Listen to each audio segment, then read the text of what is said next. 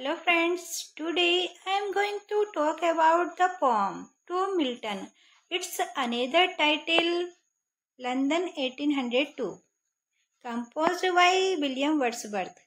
William Wordsworth का जन्म हुआ था 7 अप्रैल 1770 को और डेथ हो गई थी 23 अप्रैल 1850 को. Now I will discuss about the poet. William Wordsworth was nature poet थे रोमांटिक एज के इन इंग्लिश लिटरेचर में. उनको जाना जाता था लेकलैंड पोइट के नाम से और बहुत ज़्यादा सक्सेसफुल हो गए थे, जिनको एक उपाधि मिली थी poet laureates of England in 1843 को. Now I will discuss about the poem. London 1802 एक पेटार्कन सोनेट है, आयम्बिक पेंटामीटर में लिखी गई है. राइम स्कीम इसकी ABBA CDD ECE. The poem was composed in 1802 में और पब्लिश हुई थी. उनकी जो वॉल्यूम का नाम है पोएम्स इन 2 वॉल्यूम्स में 1807 में. The theme of this poem is social decline. इस पोएम का जो थीम है वो सोशल डिक्लाइन है, यानी सामाजिकता जो है उसका पतन हो रहा है, गिरती जा रही है जो सामाजिकता है. It is written in second person में लिखी गई है और एड्रेस की गई है लेट पोइट जॉन मिल्टन को. ये पोएम संबोधित की गई है जॉन मिल्टन को, हु लिव्ड फ्रॉम 1608 1674, जिनका जन्म हुआ था 1608 में और डेथ हो गई थी 1674 में. Is most famous for having written Paradise Lost. और बहुत ज़्यादा फेमस रहे हैं वो पैराडाइज लॉस्ट लिखने के लिए. I discuss the pome line by line.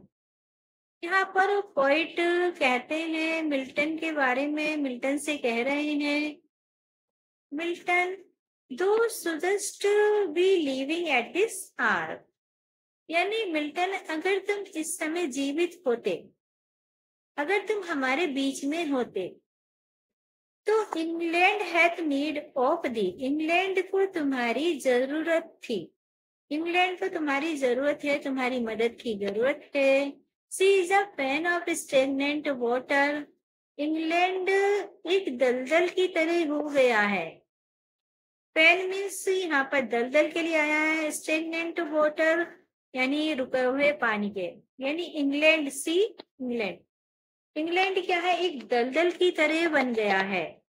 Alter means religion, sword means military power and pen means literature. यानी इंग्लैंड के जो लोग हैं उन्होंने धर्म पे विश्वास करना छोड़ दिया है, मिलिट्री पावर भी उनकी नष्ट होती जा रही है और लिटरेचर पे उन्होंने ध्यान देना बंद कर दिया है.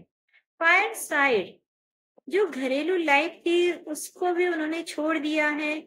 The heroic wealth of hall and bower, जो वेल्दी पीपल थे, हैव फॉरफिटेड, उन्होंने छोड़ दिया है. द एंशिएंट इंग्लिश डॉवर, जो वो दान किया करते थे उसको उन्होंने अपना करना छोड़ दिया है. जो इकोनॉमिक ग्रोथ थी वो भी हमारी क्या है, रुक गई है. ऑफ इनवर्ड हैप्पीनेस, ये इंग्लैंड खुशियों से भरा हुआ था, बहुत ज्यादा समृद्ध था, बहुत ज्यादा डेवलप था, लेकिन अब वो खुशी क्या है वो भी इंग्लैंड की चली गई है. Because we are selfish man, क्योंकि इंग्लैंड के जो लोग हैं वो बहुत ज्यादा स्वार्थी हो गए हैं. Oh raise us up.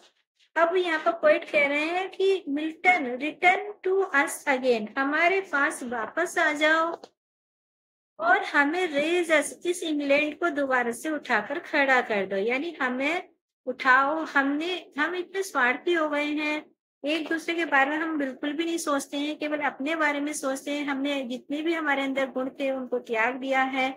तो उन जो मैनर्स हैं, जो वर्च्यू हैं, जो फ्रीडम है, जो पावर है, उनको वापस लौटा दो इस इंग्लैंड के लोगों को और उन्हें जीने का सलीका सिखाओ. उनके अंदर गुणों का भर दो, जो तुम्हारे अंदर गुण थे. फ्रीडम, आजादी से रहने का सलीका बताओ. पावर, जो मिलिट्री पावर से जो तुम्हारे अंदर भी जो जीने की तरीका था, पावर्स थी, ने एकदम फ्रीडम के साथ अपनी लाइफ को जिया है. तो ऐसे ही लाइफ इंग्लैंड के लोगों को जीना सिखा दो. The soul was like a star. तुम्हारी सोल, दाई सोल यानी तुम्हारी जो आत्मा है वो एक स्टार की तरह, एक तारे की तरह थी। एंड ड्वेल्ट अपार्ट, जो बिल्कुल अलग हो गई है। दो हैडेस्ट अ वॉइस वो साउंड वाज लाइक द सी। तुम्हारी जो वॉइस थी वो एक समुद्र की तरह थी।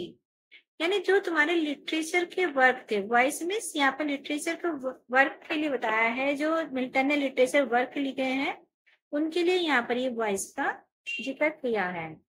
यानी जो तुम्हारे लिटरेचर वर्क थे वो बहुत ज्यादा प्योर थे, जैसे हेवन होता है। तुम्हारी आवाज बिल्कुल प्योर थी, तुम बहुत ज्यादा प्योर थे, मजेस्टिक, बहुत ज्यादा प्रभावशाली वर्क थे तुम्हारे, एकदम फ्री वर्क थे, तुमने एकदम फ्रीडम के साथ लिखा था। सो डिडस्ट दो ट्रेवल ऑन लाइफ कॉमन वे। तुम्हारी जो ये ट्रेवल थी, लाइफ की जो जर्नी थी, वो बहुत ज्यादा तुमने कॉमन तरीके से जी है। जो भी तुम्हारा एक्सपीरियंस था, जीने का तरीका था, बहुत ज्यादा ऑर्डिनरी था। तुम्हारे अंदर कभी कोई घमंड नहीं आया, इतने अच्छे लिटरेचर के वर्क लिखने के ऊपर भी तुम्हारे अंदर कोई ईगो नहीं था। इन चीयरफुल गॉडलीनेस, तुम्हारे अंदर गॉड जैसी खुशी थी, बहुत ज्यादा खुश रहते थे, गॉड जैसी क्वालिटीज तुम्हारे अंदर थी। And yet thy heart the lowliest duties on herself did lay. तुम्हारा जो हार्ट था बहुत ज्यादा रिस्पॉन्सिबिलिटीज को, ड्यूटीज को तुमने अपने दिल से अपनाया, अपने दिल से तुमने उसको निभाया। और ऐसे ही तुम इंग्लैंड को भी वापस उन वर्च्यू से भर दो, उन फ्रीडम से भर दो, उस पावर से भर दो, उस मैनर से भर दो, रहने के तरीकों से भर दो। अब ये पोयम दोस्तों यहाँ पर खत्म होती है। पोइट ने जॉन मिल्टन का एग्जाम्पल इसलिए दिया है क्योंकि जॉन मिल्टन के अंदर बहुत ज्यादा क्वालिटीज वो देखते थे, इसलिए वो ये चाहते थे कि इंग्लैंड के लोग भी उनकी तरह बने। I will discuss the poem purpose.